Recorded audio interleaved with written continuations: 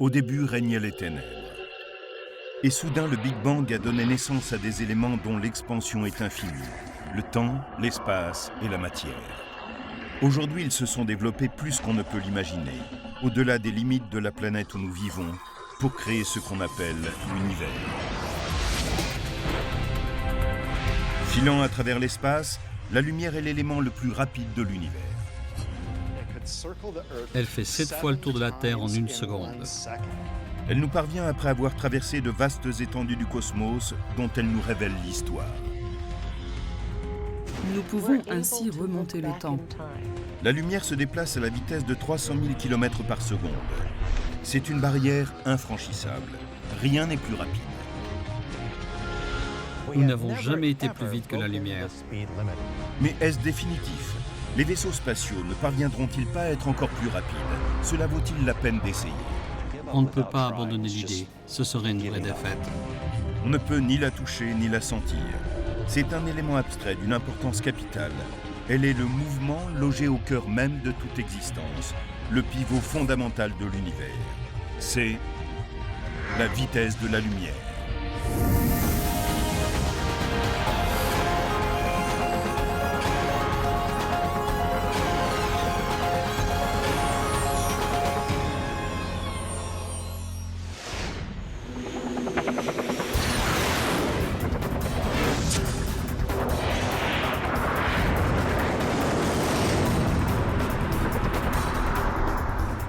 Sur la Terre, où l'on recherche en permanence la rapidité, les hommes, les véhicules et les technologies les plus performantes ressemblent à des escargots dans un cosmos où règne la vitesse de la lumière. C'est la pierre angulaire sur laquelle est bâti l'univers. Il y a une expression célèbre en physique qui dit que la vitesse de la lumière n'est pas seulement une bonne idée, c'est une loi. La vitesse de la lumière fait partie des limites les plus importantes de l'univers. La lumière se déplace à 300 000 km par seconde. C'est tout simplement incroyable. Si elle décrivait un cercle autour de la Terre, elle pourrait en faire le tour 7 fois en une seconde. C'est hallucinant. Cette vitesse hallucinante est la première chose à laquelle on est confronté quand on aborde le phénomène de la lumière. C'est largement la sous-estimer que de parler simplement de sa rapidité. C'est étonnant, quand j'utilise mon téléphone cellulaire, je peux parler à quelqu'un qui est à l'autre bout du pays sans être consciente du moindre décalage de temps. Le signal passe de mon téléphone à une tour, puis à un satellite et revient vers la Terre. C'est ainsi que la vitesse de la lumière peut nous sembler sans limite. Le professeur de physique Clifford Johnson, de l'Université de Californie du Sud, est un cycliste acharné. Il roule sur cette piste pour tenter de couvrir les 300 000 km que la lumière parcourt en une seconde. Il comprend très vite que ce n'est pas gagné.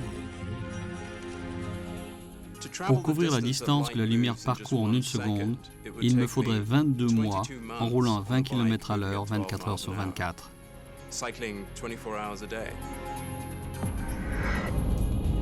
Mais c'est la vitesse de la lumière qui permet à notre monde de fonctionner comme nous y sommes habitués.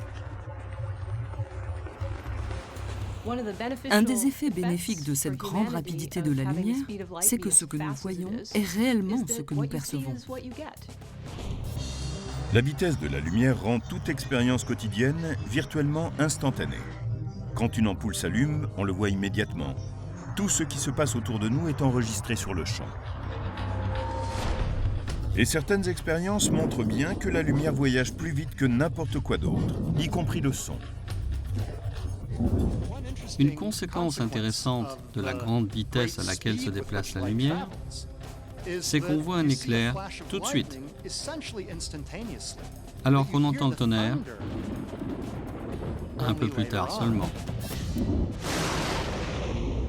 Mais la vitesse de la lumière a aussi ses limites quand on la replace dans un endroit aussi vaste que l'univers.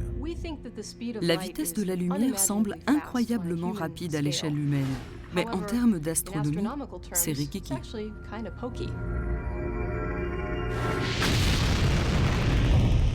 Quand le vaisseau Apollo a été lancé dans l'espace et qu'il filait à la vitesse incroyable de 40 000 km/h, La vitesse de la lumière parut faible quand on voulut parler aux astronautes qui étaient à 410 000 km de là, sur la surface lunaire.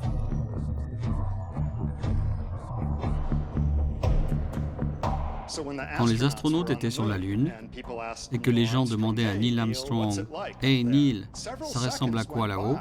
il s'écoulait quelques secondes entre la question et sa réponse. Neil, ici Houston, test radio, à vous. Bien reçu Houston, j'entends parfaitement. J'entends Houston. Bien reçu Buzz. Et ce n'était pas parce qu'il réfléchissait à sa réponse qu'il y avait ces quelques secondes, mais parce qu'il fallait 1,3 secondes pour que le signal arrive à la vitesse de la lumière jusqu'à Neil Armstrong. Et cela prenait de nouveau 1,3 secondes pour que sa réponse revienne par onde radio.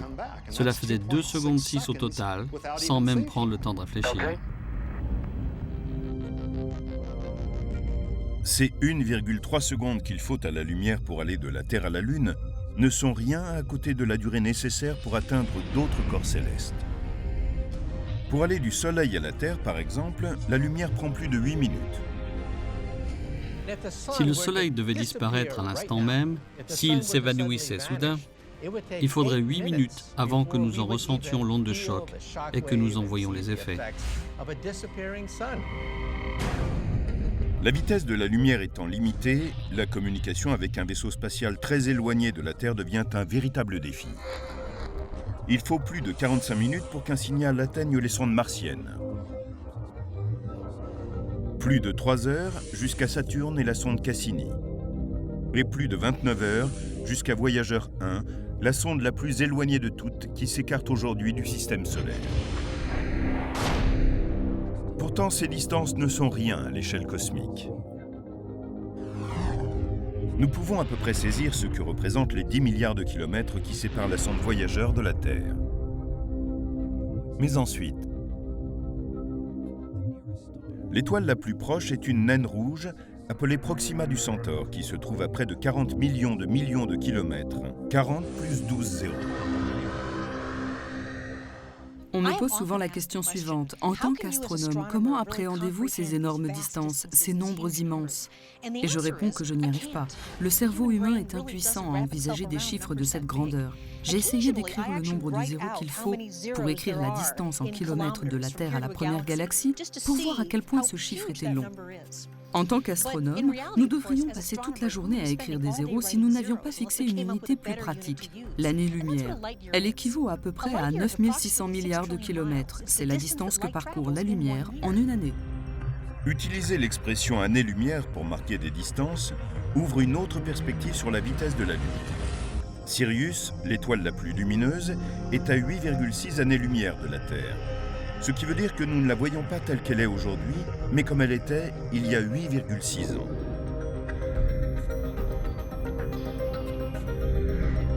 Nous voyons Vega comme elle était il y a 25 ans. Et la supergéante Beltégeuse telle qu'elle était il y a 5 siècles. C'est un merveilleux cadeau de la nature. Comme l'information prend du temps à nous parvenir, nous pouvons voir en arrière dans le temps. Plus nous regardons loin, plus nous remontons loin dans le temps. Nous n'aurions aucune idée de notre passé cosmique si la lumière était instantanée. Laura Danley est conservateur à l'Observatoire Griffith de Los Angeles. Comme la lumière peut nous ramener dans le passé, elle a rassemblé des photos qui racontent l'histoire de l'univers à travers la vitesse de la lumière, des clichés qui remontent à ses débuts, il y a plus de 13 milliards d'années, jusqu'à nos jours.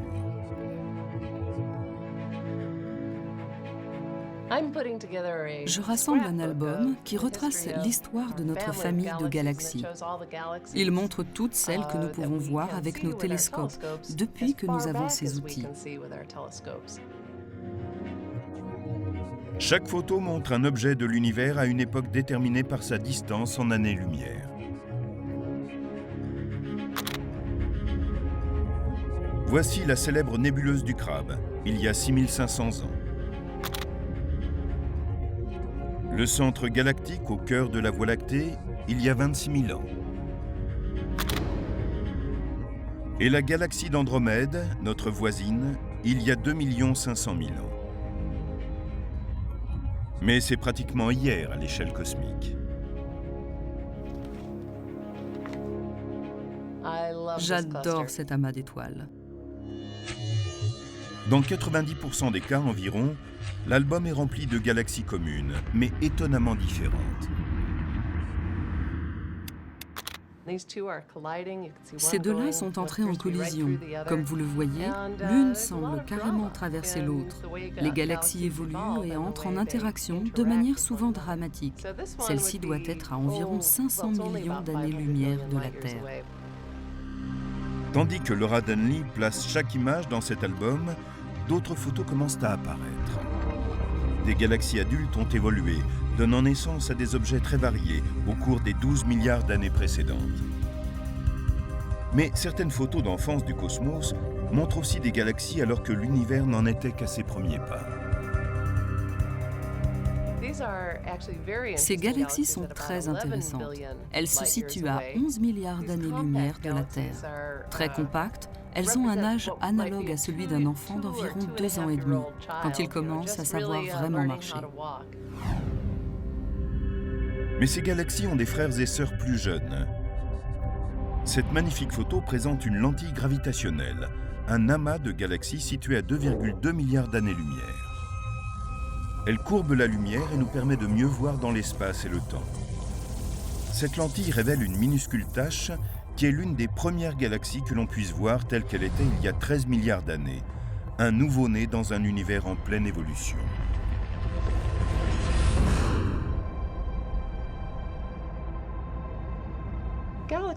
Au tout début, les galaxies n'avaient pas vraiment de forme distincte. C'étaient des sortes de grosses gouttes, sans beaucoup de structure. Au début, l'univers était un peu comme une goutte d'eau.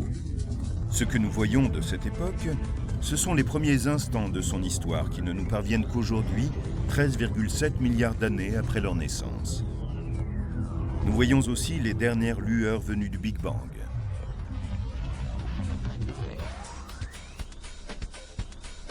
Elles sont connues sous le nom de CMB ou écho micro-ondes du Big Bang. Le CMB est le phénomène le plus éloigné que nous puissions observer, un peu comme la photo d'un enfant pendant l'accouchement. La photo du ciel dévoile une lueur uniforme, c'est-à-dire l'univers tel qu'il était juste après sa naissance.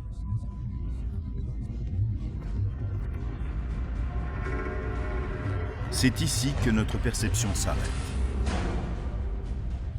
Notre vision de l'univers est limitée non pas par la taille ou la puissance de nos instruments, mais par la limite de la vitesse de la lumière.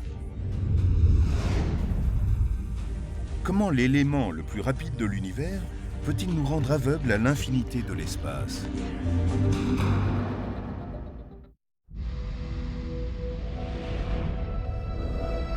Sachant que la vitesse de la lumière est de 9600 milliards de kilomètres par an, nous avons cette unité, l'année-lumière, qui nous permet de parler de façon plus pratique des distances considérables que l'on rencontre dans l'univers.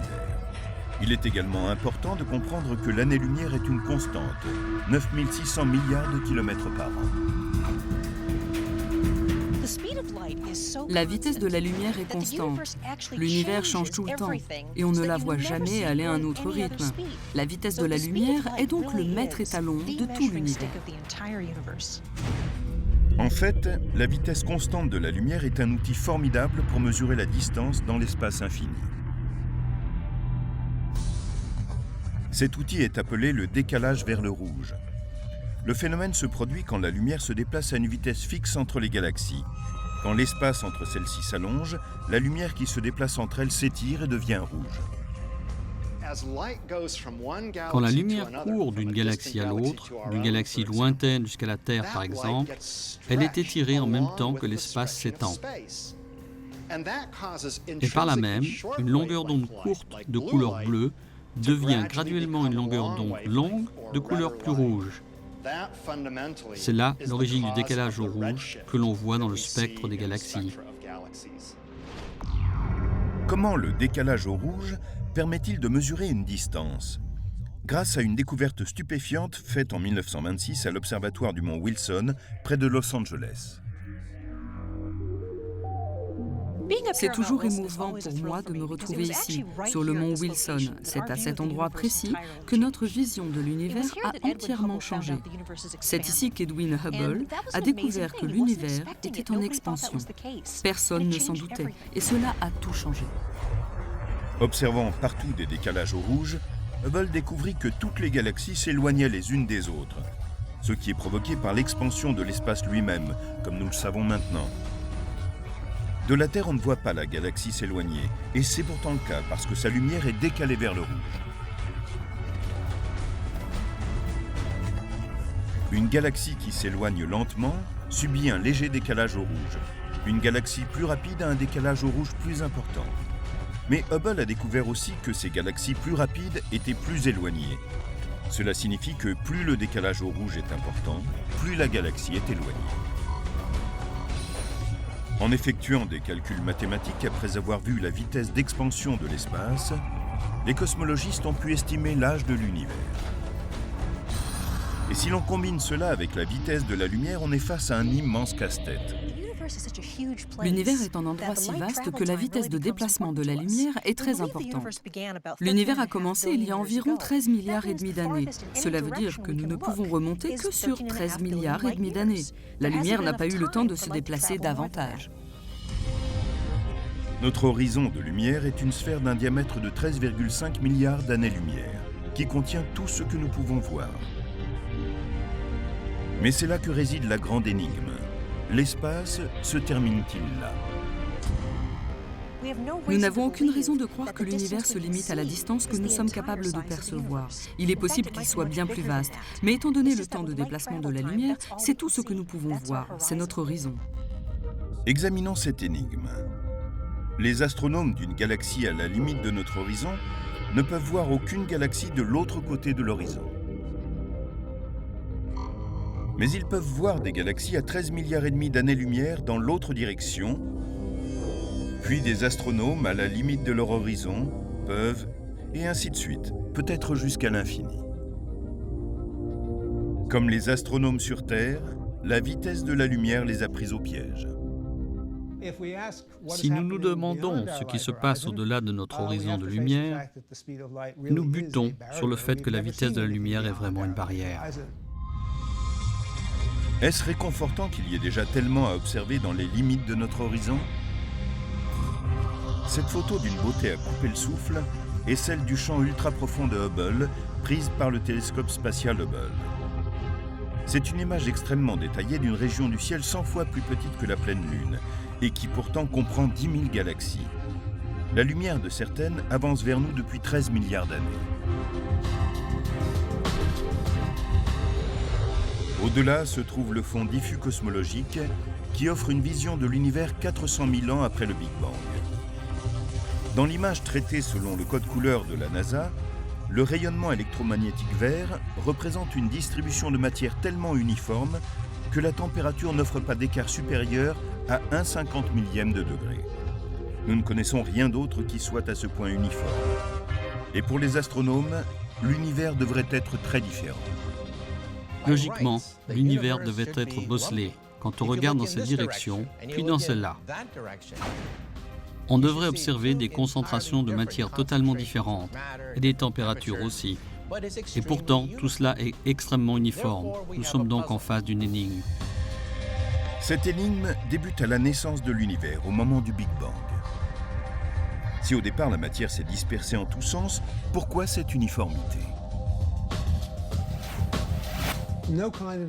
Aucune explosion ne mène à cet état d'uniformité. Imaginons une explosion que nous connaissons, une bombe atomique, un morceau de TNT. Rien d'uniforme dans ces phénomènes.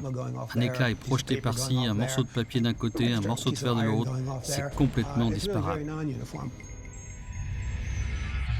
Les spécialistes pensent que le fond cosmique ne devrait pas être aussi vert. Nous allons comprendre pourquoi dans un magasin de peinture tout à fait banal. Imaginons un univers constitué de différentes couleurs de peinture. Dans cet univers imaginaire, nous avons un pot de peinture jaune et un autre de peinture bleue. Au moment du Big Bang, les deux pots de peinture commencent à s'éloigner l'un de l'autre. Et du coup, un côté devrait être jaune et l'autre bleu. Mais comme nous le savons, le cosmos semble vert.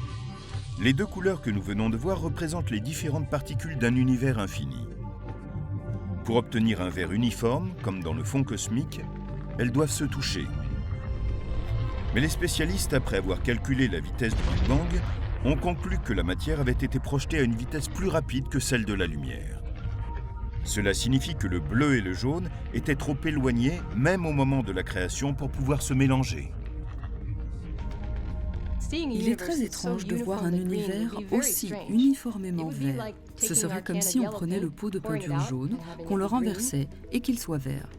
Puis on prendrait le pot de peinture bleu, on le renverserait et lui aussi serait vert. C'est impossible. Ce problème peut être résolu par une théorie sur laquelle j'ai travaillé et que l'on appelle inflation. Cela correspond à une distorsion du Big Bang. L'inflation est une version aujourd'hui largement admise, selon laquelle le Big Bang serait indépendant des limites imposées par la vitesse de la lumière. Il est possible aussi que notre univers de peinture se soit expansé seulement jusqu'à ce point, dans un premier temps. Les deux pots de peinture ont assez de temps pour se mélanger et devenir uniformément verts, avant que ne survienne une période soudaine d'expansion plus rapide que la lumière. Et celle-ci aurait répandu de la peinture verte dans tout l'univers. Si cette théorie est exacte, la période d'inflation correspond vraiment au Big Bang que nous observons. L'autre explosion qui s'est produite n'est qu'un petit Big Bang, qui n'est que le précurseur du vrai Big Bang. Aujourd'hui encore, l'univers est dans une phase d'expansion très rapide. Les galaxies s'éloignent les unes des autres à un rythme tel qu'elles semblent dépasser la vitesse de la lumière. L'expansion de l'espace, plus rapide que la lumière, pose maintenant une autre limite à ce que nous observons de la Terre, car les galaxies continuent à filer loin de nous. Les galaxies relativement proches, celles que l'on voit facilement, se déplacent assez vite, et les plus éloignées se déplacent encore plus vite. Mais celles qui sont vraiment loin se déplacent plus vite que la lumière. Et puis, il y a des galaxies que l'on ne verra jamais, car elles sont tellement éloignées que leur lumière ne nous atteint jamais, puisque l'espace s'étend plus vite que la vitesse de la lumière. L'espace est l'exception à la règle. Il peut s'étendre plus vite que la lumière. Mais à l'intérieur, tout reste relié, selon les lois d'Albert Einstein et sa théorie de la relativité. Albert Einstein est comme le flic du coin. Vous ne pouvez pas franchir la barrière de la lumière. Nous autres physiciens, nous pouvons accélérer les particules jusqu'à 99,99% de la vitesse de la lumière, mais nous ne l'avons jamais dépassée. Nous n'avons pas besoin de briser cette limite pour expérimenter les capacités étranges de la vitesse de la lumière. Si l'univers se courbe et s'étire autour d'elle, que se passe-t-il quand nous accélérons et commençons à nous en rapprocher?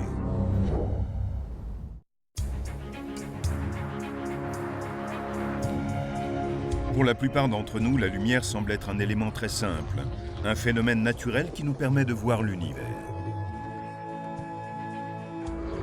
Sous le regard scrutateur de la science, cela devient étrange et bizarre. La lumière est un élément tellement important de notre vie quotidienne. Nous comprenons encore très mal ce dont il s'agit réellement. L'univers entier se plie autour de la lumière pour la recevoir. Nous pouvons commencer à comprendre pourquoi l'univers se plie autour de la vitesse de la lumière en rejoignant le physicien Clifford Johnson sur sa piste cyclable. Une balle de tennis va entrer en compétition avec un rayon lumineux. Si je jette un objet quelconque comme une balle de tennis, quelque chose que je peux lancer à une vitesse donnée, celui-ci va parcourir une certaine distance. Voici le trajet de la balle de tennis quand Johnson la lance tout en restant immobile. Elle se pose à la moitié de la piste. Il va la lancer de nouveau, mais cette fois d'un vélo en mouvement. Et le résultat ne sera pas le même. Je lance la balle de tennis à la même vitesse tout en roulant. La vitesse de la balle de tennis s'ajoute à celle du vélo et du coup, elle va aller plus loin. Comparons les deux lancers. La différence est claire. La balle va plus vite quand elle est lancée du vélo en mouvement. Tout prend son sens. Maintenant, servons-nous de la lumière pour le même test. Nous allumerons le feu avant du vélo au lieu de lancer la balle. Si je reste immobile et que j'allume le feu avant de mon vélo, son rayon lumineux va se déplacer à la vitesse de la lumière, à aucune autre vitesse que celle de la lumière. Supposons que le rayon lumineux soit assez lent pour que nous voyions son déplacement sur la piste. Nous marquons sa position un court moment plus tard, puis Johnson allume le feu avant alors qu'il est en pleine vitesse de course. Il se produit quelque chose d'inattendu. La lumière parcourt la même distance que dans le premier cas. Contrairement à la balle de tennis, la vitesse du vélo ne s'ajoute pas à celle de la lumière. La vitesse de la lumière demeure immuable. Les deux rayons lumineux parcourent la même distance parce que la vitesse de la lumière est constante et ne dépend pas du mouvement de sa source. C'est peut-être contraire à ce que nous attendions, mais c'est un fait. Dans l'univers, tout rayon lumineux se déplace à la même vitesse, dans un espace vide, quelle que soit la vitesse de l'étoile ou de la comète ou de la galaxie qui en est la source. Après cette découverte de savants de la fin du 19e siècle, Albert Einstein effectua des calculs et développa sa théorie de la relativité, qui a pour centre la vitesse constante de la lumière. Comprendre la vitesse de la lumière nous a ouvert une fenêtre sur la nature de l'espace et du temps, tel que nous l'appréhendons aujourd'hui. Nous ne vivons pas dans un monde rigide, où une cloche sonne à intervalles réguliers. Nous vivons dans le monde d'Einstein, qui est flexible, qui s'étire, un monde où tout est relatif, l'espace et le temps. Au quotidien, l'univers ne nous semble pas en train de s'étirer parce que par rapport à la vitesse de la lumière, nous nous déplaçons très lentement. Mais quand nous accélérons, les choses commencent à changer. Quand on se rapproche de la vitesse de la lumière, toutes sortes de distorsions étranges et magnifiques se produisent. Nous disons que l'univers se tord en quelque sorte, si bien que la vitesse de la lumière est toujours constante. Mais il est étonnant de voir à quel point c'est vrai. Quand on se rapproche de la vitesse de la lumière, le temps paraît ralentir pour l'observateur. C'est comme si on se voyait défiler. C'est stupéfiant. Quand Clifford Johnson roule sur la piste, il aurait besoin d'aller 56 millions de fois plus vite que ses 20 km/h pour se rapprocher de la vitesse de la lumière. Mais admettons que cela lui soit possible. Imaginez que je roule sur mon vélo à une vitesse proche de celle de la lumière. Imaginons juste que cela soit possible. Un monde tourne lentement par rapport au cadreur qui me filme. Si je continue pendant un certain temps, je vais vieillir beaucoup plus lentement que le cadreur qui est fixe, si bien que quand je reviendrai de ce périple et que je lui parlerai, il sera plus vieux que quand je l'aurai quitté. Cela ressemble plus à de la magie qu'à de la science, mais beaucoup d'entre nous en font l'expérience chaque jour. Voici un exemple de la théorie de la relativité d'Einstein, c'est-à-dire le fait qu'une horloge qui se déplace avec vous tourne plus lentement qu'une horloge restée fixe. Le système GPS. Le GPS nous permet de conduire un véhicule sans se perdre. Tournez à droite. Tout commence avec un réseau de 24 satellites qui tournent autour de la Terre à 33 000 km au-dessus d'elle. À tout moment, le système GPS reçoit des ondes électromagnétiques qui se propagent à la vitesse de la lumière d'au moins 4 satellites et calculent la distance qui les sépare de votre véhicule ou d'un endroit précis au sol. À 50 mètres, tournez à droite. Tout cela dépend d'horloges très précises. Et quand les ingénieurs ont conçu le système, ils savaient que les satellites tourneraient en orbite à près de 12 000 km/h. Cette vitesse est suffisante pour ralentir leurs horloges d'une minuscule fraction de seconde. Les ingénieurs ont calculé toutes les différences de temps, ce qui donne au système sa précision impressionnante. Si les horloges des satellites ne fonctionnent pas à la même vitesse que celle de la Terre et que vous ne preniez pas cet élément en compte, la position de votre véhicule sera fausse. À 100 mètres sur votre gauche, vous serez arrivé à destination. Lorsqu'on se déplace à une vitesse proche de celle de la lumière, la distorsion du temps n'est qu'un des étranges phénomènes observables. Sur la piste cyclable, Clifford Johnson tente encore d'aller plus loin, tandis que l'espace commence à faire des choses étranges avec lui et son vélo. Imaginons que je sois sur mon vélo, en train d'approcher la vitesse de la lumière. Un observateur verrait par exemple que la longueur de mon vélo, dans la même direction que mon mouvement, est en train de diminuer. En fait, le vélo devient plus court. C'est ce qu'on appelle la contraction des longueurs. Elle est vue par un observateur immobile quand il regarde quelqu'un se déplacer à une vitesse proche de celle de la lumière. Mais le professeur Johnson a la chance d'être témoin des effets bizarres de la vitesse de la lumière. Tandis que sa vitesse se rapproche de celle de la lumière, sa vision du monde change complètement. Ce que je vois quand je me déplace à une vitesse proche de celle de la lumière, c'est que les formes devant moi se distortent par rapport à celles qui sont au quotidien. Tout est tordu dans une sorte de tunnel et les couleurs se distortent aussi de différentes manières. Le changement de couleur vient de l'effet Doppler, et les déformations viennent d'un phénomène connu sous le nom d'aberration. Cette distorsion est quelque chose de similaire à ce que vous verriez si vous étiez en train de conduire sous une pluie diluvienne. Immobile, vous ne verriez que la pluie tombant tout droit si vous regardiez dehors par la fenêtre, alors que si vous vous déplaciez dans la tempête, vous verriez la pluie apparaître inclinée vers vous à la suite de votre mouvement.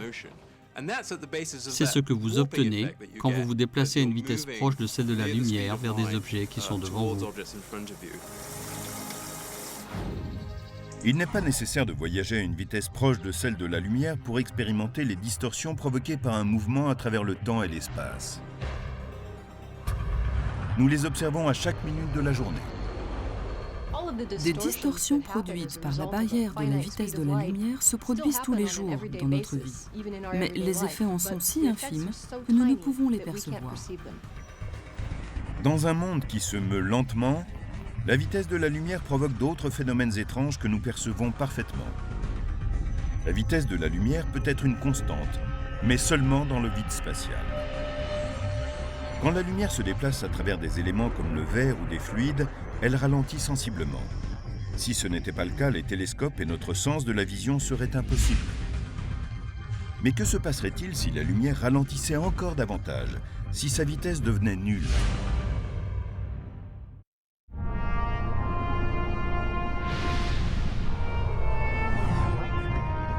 La lumière se déplace à 300 000 km/s. C'est une constante universelle, mais qui comprend un bémol. Cela n'est valable que dans le vide spatial. La lumière change de vitesse selon le milieu où elle se déplace. Par exemple, elle est plus lente à travers l'eau. C'est pour cette raison que l'on peut observer sa réfraction, sa déviation et ses ondes quand on est sous l'eau. La vie, telle que nous la connaissons, serait très différente si la lumière ne se propageait pas à des vitesses différentes selon les matériaux. Par exemple, nous ne pourrions pas voir car nos yeux ne fonctionneraient pas de la même manière. Dans un univers où la lumière se déplacerait à la même vitesse, quel que soit le matériau traversé, nous saurions peu de choses sur le monde qui nous entoure. Nous ne verrions que de vagues taches obscures ou lumineuses. En effet, nos yeux contiennent des lentilles qui font le point sur les images qui s'offrent à nous et les projettent sur nos rétines, tout comme les lentilles prothétiques qui ralentissent la lumière lorsqu'elles les traversent. Mais pourquoi ? Parce que la lumière est absorbée par les atomes du verre et renvoyée ensuite. Il y a donc un laps de temps intermédiaire. La lumière frappe un atome qui vibre et la renvoie. Il y a donc un facteur de délai. C'est ce facteur qui provoque aussi la courbure de la lumière lorsqu'elle frappe le verre en forme de lentille. Elle peut ainsi être concentrée, collectée et magnifiée. Pour les astronomes qui étudient l'univers, rien n'est plus important. Heureusement que la lumière ralentit en traversant le verre, car c'est grâce à cela que nous avons des télescopes. S'ils sont là, c'est parce que comme la lumière décrit une courbure en traversant le verre, nous pouvons concentrer de grandes quantités de lumière en un seul point. Et c'est cela qui nous permet de voir les merveilles de l'univers. À travers les lentilles et les télescopes, la lumière se déplace à une vitesse d'environ 200 000 km/s. Cela correspond aux 2/3 de sa vitesse dans le vide spatial. Mais certains spécialistes cherchent à utiliser la lumière à des vitesses encore plus faibles.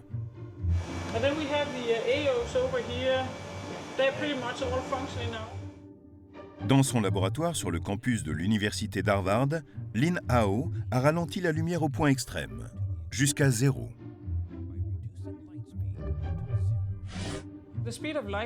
Bien sûr, la lumière est incroyablement rapide. Rien ne va plus vite que ces 300 000 km par seconde. Nous pensons que c'est une vitesse exceptionnelle et qu'il faut essayer d'en faire quelque chose. Lin Hao et son équipe travaillent dans un laboratoire rempli de lasers, de miroirs, de prismes et d'autres outils étranges. Ils exercent ici une branche de la physique où peu de spécialistes se sont aventurés. Si nous arrivons à transformer aussi radicalement la vitesse de la lumière, par exemple en la ramenant à la vitesse d'un vélo, nous pourrons ensuite commencer à tester des zones de l'univers où personne n'est encore jamais allé. Dans le labo de Lin Hao, on ralentit la vitesse de la lumière en dirigeant des lasers sur 2 nuages microscopiques de gaz de sodium, refroidis à quelques milliards de degrés en dessous du zéro absolu. Un laser de contrôle frappe les 2 nuages et les prépare à l'action. Puis une brève décharge de lumière est tirée vers le premier nuage. Elle est bloquée par le gaz et ralentie jusqu'à atteindre une vitesse de quelques kilomètres par heure. La décharge de lumière mesure 1 km de long dans l'espace libre. Elle se comprime comme un accordéon en entrant dans le nuage d'atomes et finit par mesurer seulement 0,02 mm. C'est moins que la moitié de l'épaisseur d'un cheveu. C'est tellement petit qu'elle va finir par se fondre totalement dans le nuage. Lin Hao dit que l'empreinte atomique de la lumière dans le nuage de sodium est une copie parfaite, noyée dans les atomes, de l'impulsion originelle de lumière. Elle peut ensuite être arrêtée dans l'espace libre entre 2 nuages avant de repartir. Quand elle entre dans le second nuage, un autre tir du laser de contrôle la redéploie à sa taille, forme et vitesse originale de 300 000 km par seconde. Cette manipulation est comparable à la téléportation de la science-fiction, capable d'envoyer individus et objets dans l'espace. Dans ces expériences, nous arrêtons l'impulsion lumineuse dans une partie de l'espace, nous lui redonnons vie ailleurs et la replaçons sur son chemin initial.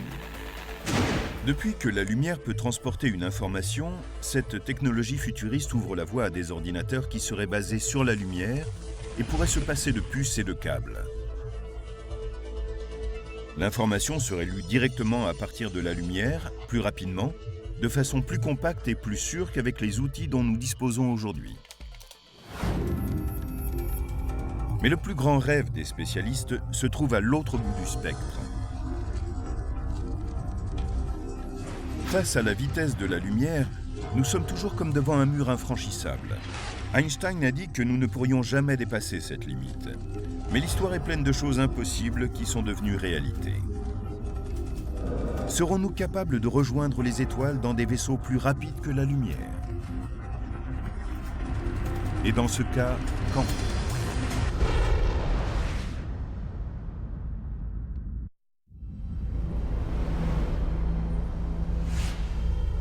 En avril 2008, le célèbre physicien Stephen Hawking a demandé que l'humanité ait pour but à long terme de coloniser l'espace et de faire un voyage interstellaire.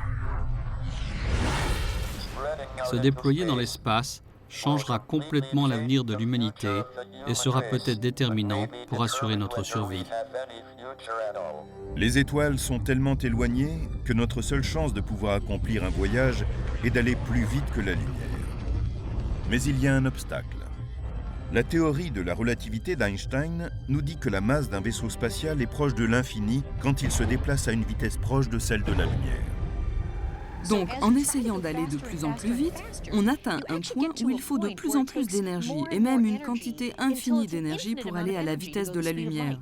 C'est impossible. Donc, voyager à la vitesse de la lumière est impossible. En est-on vraiment sûr? Mark Millis est l'un des rares physiciens à avoir décidé de ne pas jeter l'éponge. Spécialiste de la propulsion à la NASA, il aime construire des maquettes de vaisseaux spatiaux à ses moments perdus.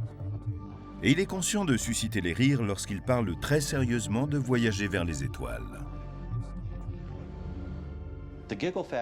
Ces moqueries sont en fait une réponse très saine.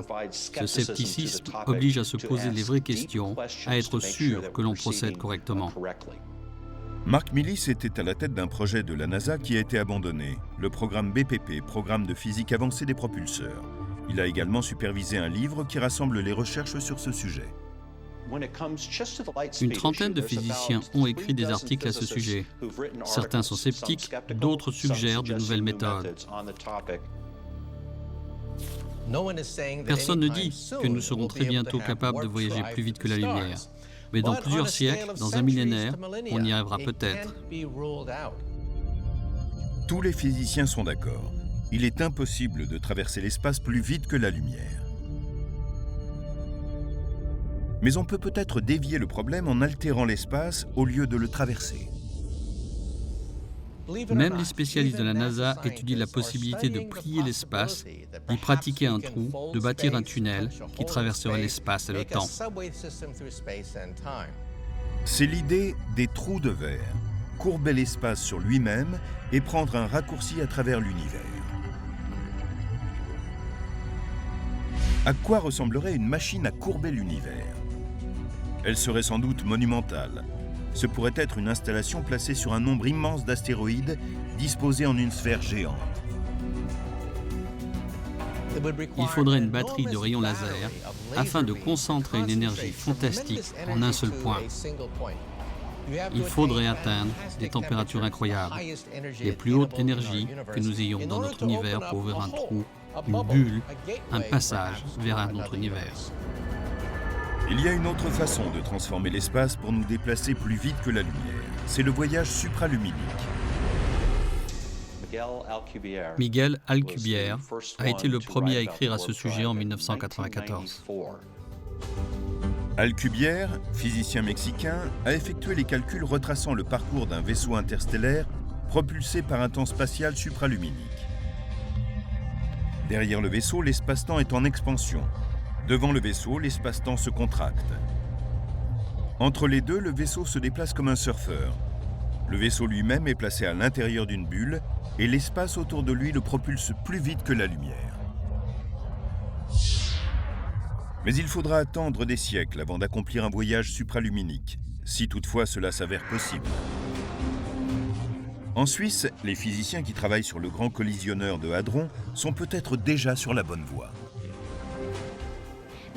Aujourd'hui, le grand collisionneur de Hadron est un destructeur d'atomes. Il fait entrer en collision des particules. Il va générer des énergies importantes que l'espace et le temps vont courber. C'est le premier petit pas vers le voyage supraluminique. Nos connaissances actuelles dans le domaine de la physique ne nous permettront pas de voyager plus vite que la lumière dans un avenir prévisible. Mais ce n'est pas une raison pour ne pas essayer. Même si voyager à la vitesse de la lumière s'avère impossible, on ne peut pas abandonner l'idée. Ce serait une vraie défaite. À côté de son travail à la NASA, Millis a créé une fondation à but non lucratif, Tau Zéro, qui signifie vitesse de la lumière. Elle est destinée à encourager les recherches sur le voyage interstellaire. Seuls quelques spécialistes poursuivent cette idée, mais beaucoup s'accordent à dire que cela vaut la peine de déployer cet effort. Comprendre son univers est un des besoins essentiels des êtres humains en tant qu'espèce intelligente. Alors, devons-nous continuer nos recherches sur les technologies et les principes physiques qui nous permettraient peut-être de voyager plus vite que la lumière ? Même si nous ne découvrons jamais le moyen de voyager plus vite que la lumière, nous pouvons découvrir des tas d'autres choses très utiles. Et si la science constatait que la barrière de la vitesse de la lumière était infranchissable et le voyage interstellaire impossible, cela donnerait une toute autre importance au vaisseau spatial sur lequel nous vivons, la Terre. Cela nous obligerait à utiliser notre technologie pour la préserver, puisque nous sommes ces éternels passagers dans notre voyage à travers l'univers.